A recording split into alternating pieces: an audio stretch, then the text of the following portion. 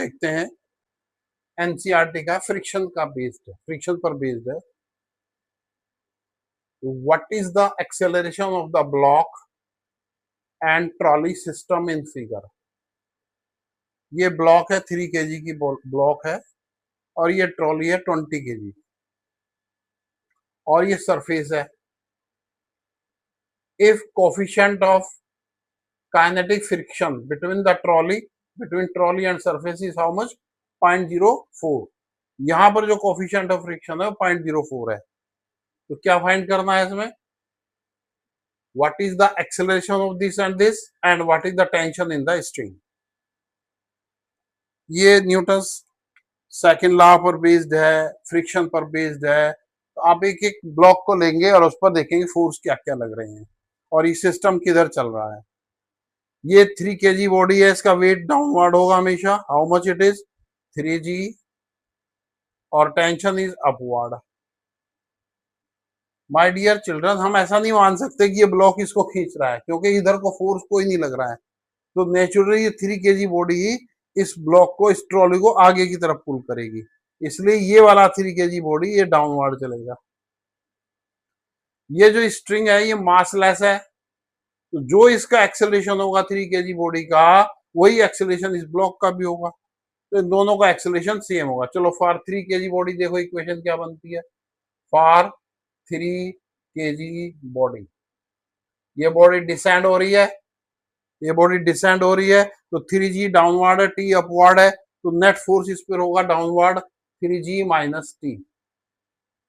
ये this is the net force by second law of motion, F is equal to ma, this is the net force, और ma is how much 3 into a। अब trolley के लिए देखें, trolley पर जो string है वो इस तरफ को फोर्स लगाएगी, फॉरवर्ड मूव करेगा इसको, और इसका वेट किधर होगा, वर्टिकली डाउनवर्ड होगा, कितना होगा 20g। नॉर्मल रिएक्शन किधर हुआ, अपवर्ड होगा n, और फ्रिक्शनल फोर्स बैकवर्ड होगा स्मॉल f। ये t इस तरफ है, तो देखो यहाँ पर n की वैल्यू क्या हुई,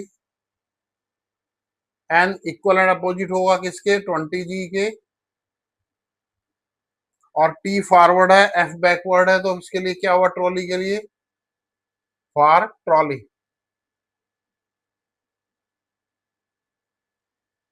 t minus f is equal to ma, m is how much 20a, और t माइनस f क्या होता है, mu n is equal to 20a, और t माइनस म्यू कितना है 0.04, n कितना है 20g, 20g, g की वैल्यू 10, 20a। तो इक्वेशन हुई t माइनस, करो उसकी मल्टीप्लाई, ये डेसिमल से खत्म हुई, 4 दूनी 8, 8 इज इक्वल टू 20a। ये सेकंड इक्वेशन है।